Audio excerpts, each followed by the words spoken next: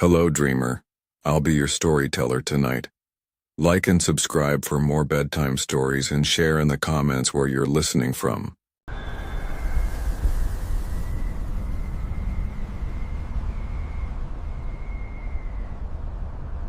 I had been driving for Uber for almost a year. Nights were usually quiet, sometimes lonely, sometimes peaceful. The money was steady, the tips decent, and most passengers were normal, but that night nothing about it was normal. It was late October, just past midnight. The streets were slick with rain, and the fog rolled low across the streetlights, turning them into pale, flickering orbs. My phone buzzed, another request. Elmwood Apartments. I arrived to see a single figure standing under the dim glow of a flickering street lamp. A man tall, hoodie pulled tight, hands shoved deep into his pockets. Head down, he didn't wave, didn't look up. He simply waited. I rolled down my window, trying to mask the unease in my voice. "You, David?" He lifted his head slowly and gave a small nod. No smile, no acknowledgement, just a nod. Then he opened the back door and slid in, like he had all the time in the world, and the air around him seemed colder. The moment he settled, silence wrapped around the car like a heavy curtain. Not the polite silence of a quiet ride, not the awkward silence when people don't know what to say. This was stillness, complete, watching, calculating. I started the engine and glanced in the rearview mirror. His eyes didn't look at me. They stared straight ahead, empty, unblinking. It was the kind of stare that makes your skin crawl, the kind that forces a shiver down your spine even when you know it shouldn't. I tried to make small talk. "Where are we headed?" My voice sounded louder than I expected, echoing weirdly in the cabin. He answered, flat monotone, "Somewhere." "You'll see." My chest tightened. The hairs on my arms stood straight. Every instinct screamed at me that this ride wasn't normal, but I told myself, he's just quiet. Some people aren't talkers. As we drove, the GPS on my phone blinked, froze, and disappeared. The map was gone.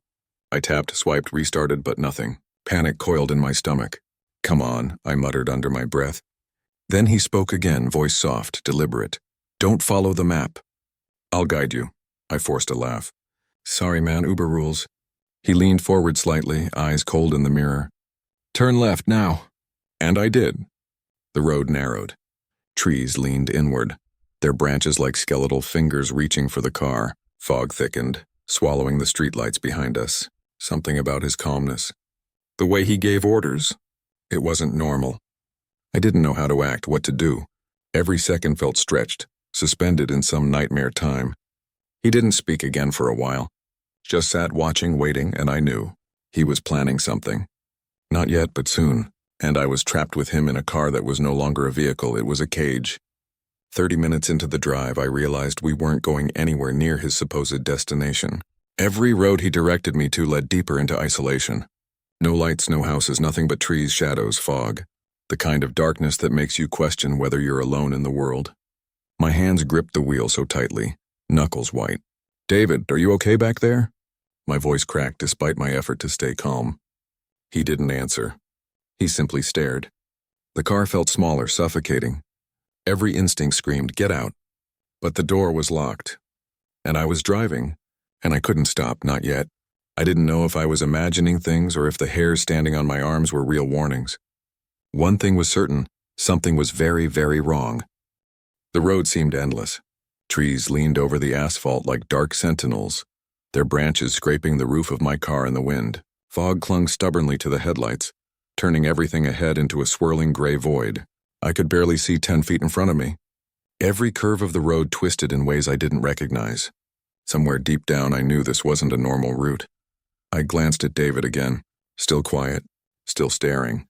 But now there was a shift, a subtle tension in his posture, like he was expecting something to appear from the shadows. My stomach nodded. This wasn't fear of what was. It was fear of what might be. "David, where exactly are we going?" I asked, trying to sound calm. My words felt swallowed by the fog, fading before they even reached him. No answer. My hands gripped the wheel tighter. Every instinct screamed at me to turn around, to call the police, to leave immediately. But the roads behind us had vanished into the mist. It was as if the city had been erased, leaving only this dark, twisted forest and a single car. Then he spoke, voice low and deliberate. "Stop here," I slowed, peering through the fog. There was nothing. Just an old, cracked driveway leading to a house I could barely make out. Its roof sagged, windows stared blankly like empty eyes. Trees pressed close, twisting around the perimeter like they were guarding the place. "This is your place?" I asked, swallowing hard. He shook his head slowly. "Not mine, but it's the right place."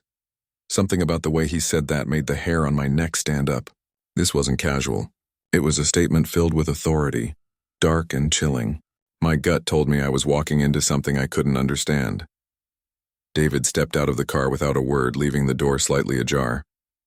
I froze, engine idling, watching him disappear into shadows thicker than the night itself. Every creak of the trees, every rustle of leaves sounded amplified, like the forest itself was alive and aware of me. 2 minutes passed, then 5, then 10. Silence stretched into something unbearable. Suddenly, footsteps approached the car. My breath caught. The back door creaked open. He slid in close enough that I could feel his cold presence.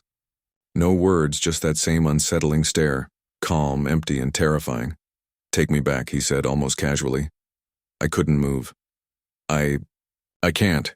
You have to request it in the app," I stammered. He leaned forward just close enough for me to see the edge of his teeth, the way his breath fogged in the cold night air. "They're still there," he whispered. My stomach dropped. Whoever they weren't part of him. They were out there, waiting, watching. And now, so was he. The silence returned, suffocating. Engine running, tires crunching gravel, yet it felt unreal. The stillness stretched time into elastic, each second pounding like a heartbeat echoing in my skull. I tried again, voice barely a whisper. "Who's there? What do you mean?" He didn't answer. Just leaned back, calm, composed, yet every muscle in his body radiated danger. Something terrible was coming. Or maybe it had already arrived. My hands shook as I reached for my phone. Should I call the police? Could I? Every instinct screamed yes.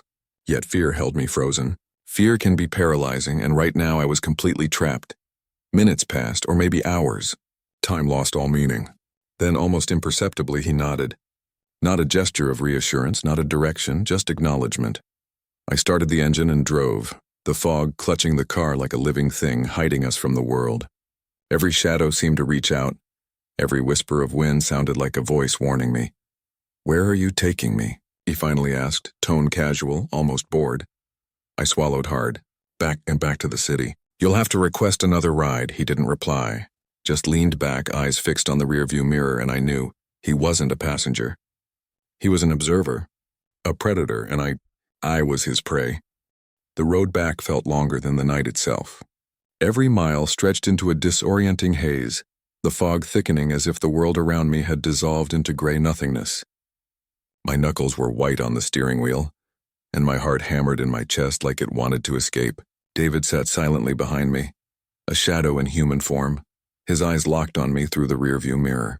Every glance made the hairs on my arms stand on end. Just, "Calm down," I whispered to myself, though I knew it was useless. Calm was impossible. Rational thought was impossible. And yet I had to keep driving. Any hesitation now could trigger something I couldn't stop. Then came the first sound. Soft, deliberate, almost too quiet to hear over the engine. A tapping, like fingernails against glass. My blood ran cold. I glanced in the rearview mirror and froze. David's head had tilted slightly, just enough to let me see his eyes glinting in the faint light of the dashboard. But it wasn't his eyes I noticed. It was the faint reflection of another presence in the darkness outside the car. Someone or something was moving alongside us. "Stay in the car," I whispered under my breath, though my voice shook. I imagined calling the police, dialing 911, but what would I say? A man in my back seat is watching me while a shadow stalks my car in the fog? Would they even believe me? David leaned forward suddenly. The movement was silent, controlled, unnervingly deliberate. My heart stopped for a second as I realized he was watching my hands, watching my fingers tense on the wheel, the small movements of panic I couldn't hide. "Who are you?" I asked, my voice barely above a whisper. He didn't answer. Instead, he tilted his head like a predator sizing up prey. His lips curled into the faintest smirk. It wasn't friendly. It wasn't human. It was a smile that promised violence or worse, control. A sudden movement caught my eye in the fog. A figure darted across the road, impossibly fast, vanishing before I could react. My stomach dropped. I pressed the accelerator, desperate to put distance between me and this nightmare, but the road seemed endless. Every turn led to more darkness, every shadow felt alive. David spoke then, voice low, deliberate. "Do you know why I picked you?" I swallowed hard. "No, I don't." His eyes gleamed in the dim dashboard light. "Because you were alone, vulnerable, and curious. People like you make mistakes." I realized too late that every decision I had made tonight, every moment of hesitation, had been leading me here. I had gotten into this car thinking it was safe. I had ignored the red flags. And now I was trapped. The tapping began again, louder this time. On the back window, I jumped, my heart leaping into my throat. I looked over my shoulder, nothing. Yet I could feel it. Presence, watching, waiting. David leaned back casually, as if nothing was happening. But I knew better. He knew he was part of it, part of whatever was out there, whatever was stalking us. I tried reasoning with him. "Please, just let me out. I won't call anyone. I promise, just let me go," he laughed. Soft, chilling, almost melodic in the wrong way. "Go?" He shook his head slowly. "You misunderstand. You don't leave. Not yet, not until it's over." My fingers trembled as I gripped the wheel. I needed a plan. I needed an escape. The fog pressed in on all sides, turning the world into a trap. But then a thought flashed, a split-second opportunity. My pocket knife. Small but sharp. I reached slowly into my pocket, careful not to let him notice. He tilted his head again as if sensing my intent. "Trying something?" His voice was calm, deadly calm. I forced a shaky breath. I just want to be safe," I said. A long silence followed. Then, without warning, the car jolted. Something outside slammed against it, a loud bang that rattled the frame. My heart lurched. My hands shook. David's eyes sparkled with dark amusement. "They've arrived," he said simply. And in that moment I realized the real danger wasn't just him. It was what he had brought with him. Or what had been waiting for him all along. The car felt smaller. The fog thicker. The night endless. And I knew with a certainty that chilled me to my core that this ride was far from over. The banging on the car grew louder, sharper. Deliberate, like someone or something was testing the limits of the metal. My mind raced and panic clawed at my chest. I knew I had seconds, maybe less, to act. I inched my hand toward my pocket knife, trying to remain calm, though the tremors in my fingers betrayed me. David leaned back slightly, smirking in a way that made my blood run cold. "Go ahead," he said softly. "Try, let's see what happens." I exhaled sharply as if drawing courage from the night itself. And then I acted. I spun the knife in my hand and jabbed the window beside him. The sound of glass shattering was deafening in the foggy silence outside, and for a brief moment I saw him flinch. That was all I needed. I swung open the door, lunging out into the fog. The cold air hit me like ice, sharp and unforgiving, and I stumbled, scraping my hands and knees against the damp asphalt. My heart pounded as I looked back. David was out of the car in an instant, moving with unnatural speed. His eyes glinted in the dim streetlights, unrelenting, unstoppable. And then I saw them. Shadows. Figures moving just beyond the fog. They weren't human. Their limbs twisted at angles that shouldn't exist. Faces obscured, featureless yet somehow aware. Watching. Waiting. One of them stepped into the faint light, and I realized with horror that they were not alone. They were hunting. And I was the prey. I ran blindly, dodging puddles and broken branches, my breath ragged. Every step felt heavier, as if the night itself was trying to drag me down. I could hear footsteps behind me, not just David's, but the others. They were faster than me, silent but relentless. A flash of memory hit me, the highway. If I could just reach the main road, maybe someone would see me. Maybe I could escape. I darted toward the faint glow in the distance, guided by headlights that appeared like beacons through the fog. But the fog was thicker here, almost physical, clutching at my clothes, my hair, my skin. The shadows moved with it, emerging and disappearing, always closing in. I could hear whispers now, soft, sinister, voices I couldn't understand but felt deep in my bones. They weren't speaking to me. They were speaking for me. About me. Then a hand, cold, impossibly strong, grasped my shoulder. I screamed, twisting, swinging my knife blindly. It met resistance, and the grip loosened for just a moment. That was all I needed. I bolted, adrenaline surging. I reached the highway, and headlights appeared from the distance. My lungs burned, my legs screamed, but I forced myself onto the asphalt, waving frantically. A truck slowed, its high beams cutting through the fog. I shouted, screaming words that barely made sense. The driver's face was a blur, but he stopped. I dove into the cab, slamming the door behind me. "Drive now!" I yelled, voice breaking. The truck moved, but behind us I saw them, David and the shadows.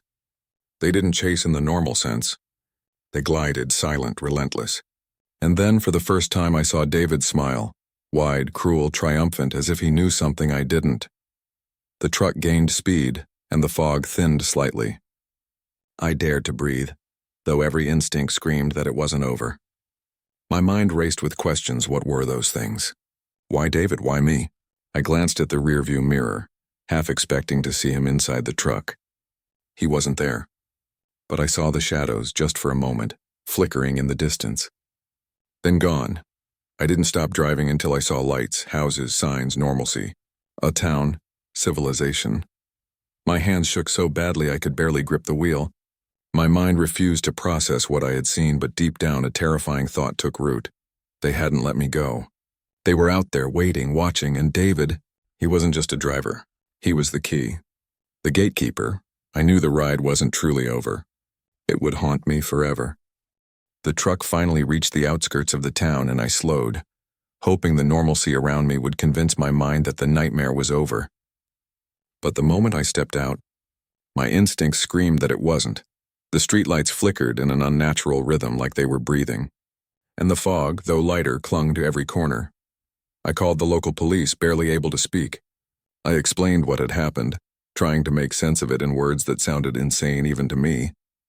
They promised to send a patrol car to check the area, but in my gut, I knew they wouldn't find anything. They never do. I tried to sleep that night, but every creak, every shadow in my apartment made my blood run cold. My phone vibrated with notifications. A new Uber ride request. I froze. The app said the pickup was at my own address. I stared at it in disbelief, thinking it must be a glitch. But then a notification. Driver has arrived. I didn't move. My hands were clammy, heart hammering.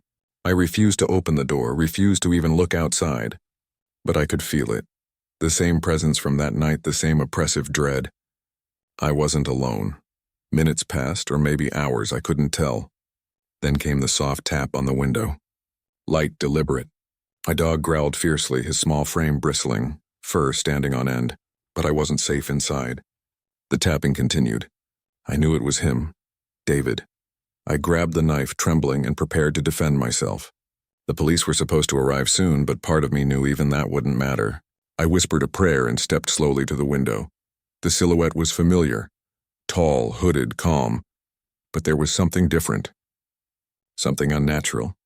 His head tilted unnervingly, almost like a predator studying its prey. And behind him, the shadows. They weren't lurking, they were moving in formation, creeping closer, silent as death. David spoke, his voice low and chilling, carrying across the night. "You thought it was over?" I wanted to scream, but no sound came out. My throat felt frozen. "They always come back," he continued. "The ride never truly ends." I stumbled backward, knife clutched in both hands. My phone lit up again. Another notification, this time a message from the Uber app. Trip completed. "Thank you for riding." I froze. Completed? But I never pressed anything. Never accepted a ride. Yet the app insisted. Then the front door rattled violently. Someone or something was trying to get in. My dog barked frantically, but it wasn't enough to stop them. The shadows began to seep into the edges of my vision, creeping through walls, under doors, filling the room with cold, suffocating dread. David stepped through the fog at the edge of my living room, calm, smiling. His eyes glinted with something no human should have. "It's your turn now," he said. And the shadows surged forward, closer, faster, swallowing the light in the room. I backed into a corner, knife shaking, trying to think of any escape. There was none. The windows, the doors, they were illusions. The room itself seemed to stretch and warp. Time slowed. Every second felt like an eternity. Then a whisper. Not from him, but from the shadows themselves. Hundreds of voices all around me. "You should have checked the app. You should have stayed home." I screamed, lunged, stabbed blindly into the fog, but the knife met nothing but cold air. The shadows swallowed me, my vision tunneled to darkness. My last thought before everything went silent was chillingly clear. I had been chosen. The next morning, neighbors would see my apartment door wide open. My dog alone would whimper by the empty space I had occupied. And the Uber app.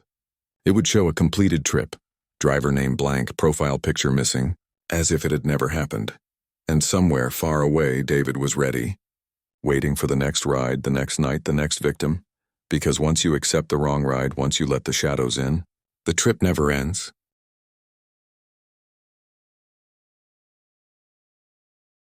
It was close to 2:30 a.m. when my phone buzzed with a new request. The pickup location, St. Mary's Hospital, North Wing parking lot. Hospitals at night always unsettled me. The silence, the pale lights, the shadows of tall buildings. It was the kind of place where life and death crossed paths every second. Still, a ride was a ride, and I needed the money. When I arrived, the parking lot looked almost abandoned. Only a few dim orange lamps buzzed, casting long, lonely shadows across empty spaces. That's when I saw her. She was standing alone near the far corner of the lot. A thin woman, maybe late 20s, wearing a hospital gown under a long gray coat. Her skin looked pale under the harsh light, and she clutched something tightly in her hands. She got into the back seat without saying a word. The smell of antiseptic and cold air filled the car. "Where to?" I asked. Her voice was soft, almost a whisper. "Home, just take me home." The GPS automatically loaded an address about 20 minutes away. I tapped start trip and pulled out of the lot. But something in my chest felt heavy. As we drove through the empty streets, I kept glancing at her in the mirror. She sat stiffly, hands folded on her lap, eyes fixed out the window.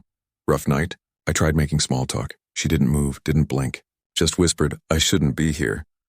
A chill ran down my arms. "What do you mean?" I asked, forcing a laugh. No response. Just silence. Then I noticed something strange. In the reflection of the rearview mirror, her chest didn't rise and fall. She wasn't breathing. I swallowed hard and looked back quickly. In real life, she looked like she was breathing.